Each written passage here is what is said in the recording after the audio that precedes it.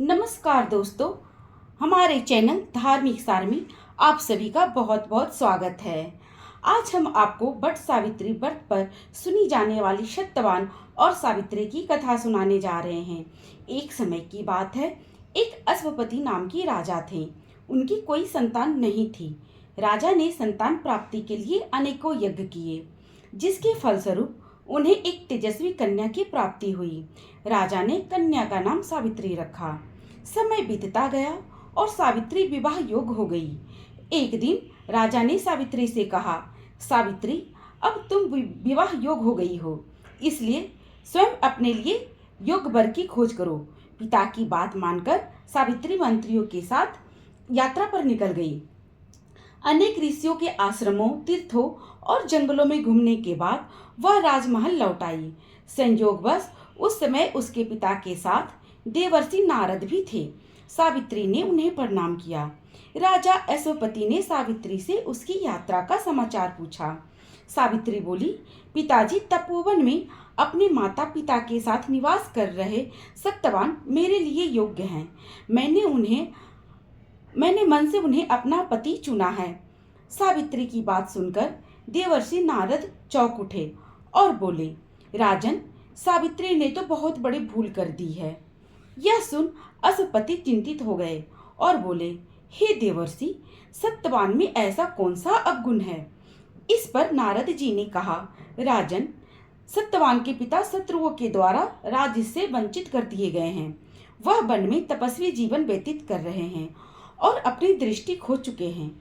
राजन, सबसे बड़ी कमी यह है कि सत्यवान अल्पायु है। 12 वर्ष की आयु में ही अब उसके पास केवल 1 वर्ष की आयु शेष रह गई है। नारद जी की बात सुनकर यशवपति ने सावित्री को समझाया कि वह किसी दूसरे उत्तम गुणों वाले पुरुष को अपने पति के रूप में चुन ले। सावित्री बोली, पिताजी, नारी अपने जीवन में केवल एक ही पति का वरण करती है।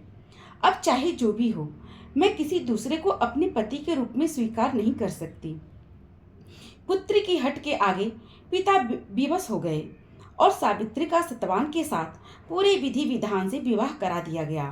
विवाह के पश्चात सावित्री ने अपने पति और सास ससुर के साथ वन में रहने लगी।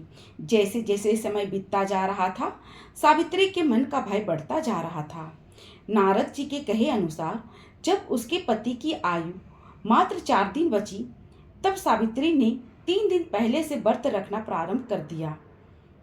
अंततः वह दिन भी आ पहुंचा जब सत्यवान की मृत्यु निश्चित थी। चौथे दिन जब सत्यवान लकड़ियां लेने वन को जाने लगा, तब सावित्री बोली, हे नाथ, मैं भी आपके साथ वन को चलूंगी। सत्यवान के मना करने पर भी वह सास ससुर की आज्ञा लेकर अपने पति के साथ वन को चली गई। वन में सत्यवान ने जैसे ही पेड़ से लकड़ी काटना शुरू करा, उसके सर में असहनीय पीड़ा होने लगी और वह पेड़ से उतर गया। सावित्री समझ गई कि उसके पति का अंत समय निकट है। अतः उसने अपने पति का सर अपनी गोद में रख लिया। लेटने पर सत्यवान अचेत हो गया। सावित्री चुपचाप आंसू बहाती ईश्वर से प्रार्थना करने लगी। तभी उसे लाल वस्त्र पहने भयंकर आकृति वाला एक पुरुष दिखाई दिया। वह साक्षात यमराज थे। सावित्री बोली, महाराज, आप कौन हैं? यमराज ने उत्तर दिया, सावित्री, मैं यमराज हूँ और तुम्हारे पति के प्राण हरने आया हूँ। सावित्री बोली, प्रभु, सांसारिक प्राणियों को लेने तो आपके दूत आते हैं, क्या कारण है कि आज आपको स्वयं आना पड़ा? यमराज ने उत्तर दिया, सावित्री, सत्यवान धर्मात्मा तथा गुणों का सागर है। मेरे दूत इन्हें ले जाने के योग्य नहीं है, इसलिए मुझे स्वयं आना पड़ा। ऐसा कहकर यमराज ने सत्यवान के शरीर से प्राणों को निकाला और उसे लेकर वह दक्षिण दिशा की ओर यमलोक को जाने लगे। सावित्री भी उनके पीछे पीछे चल दी।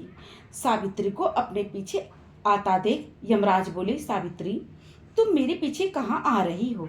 सावित्री बोली, मेरे पति जहाँ जाएंगे मैं भी वहीं जाऊंगी, यही मेरा धर्म है। यमराज के बहुत समझाने पर भी सावित्री नहीं मानी और उसके पति धर्म की निष्ठा को देखकर यमराज बोले, तुम अपने पति के बदले कोई भी वरदान मांग लो। सावित्री ने अपने दृष्टिहीन सास ससुर की आंखें मांगी और यमराज ने तथास्तु कहा और आगे चले। फिर से सावित्री उनके पीछे पीछे चल दी। तब यमराज ने सावित्री से कहा, एक और वर मांग लो। तब सावित्री ने अपने ससुर के राज्य को अपने वर के रूप में मांग लिया और यमराज ने तथास्तु कहा और आगे चल दिए। सावित्री फिर भी यमराज के पीछे पीछे चलने लगी। अब यमराज बोले, चलो एक और वर मांग लो। तब सावित्री ने अपने पिता के लिए 100 पुत्रों का वरदान मांगा। यमराज ने तथास्तु कहकर सावित्री को वापस लौटने को कहा, लेकिन सावित्री नहीं मानी और फिर उनके पीछे चल दी। अब यमराज बोले, सावित्री तुम मुझसे अपने पति के प्राणों के अलावा कोई और भी वरदान मांगो। तब सावित्री ने वर मांगा कि उसके सत्यवान से 100 पुत्र प्राप्त हो। इस बार भी यमराज तथास्तु कहकर आगे बढ़ने लगे, परंतु सावित्री फिर उनके पीछे चल दी। अब यमराज बोले, मैंने तुम्हें सभी मनोवांछित वर दे दिए, अब तुम लौट जाओ।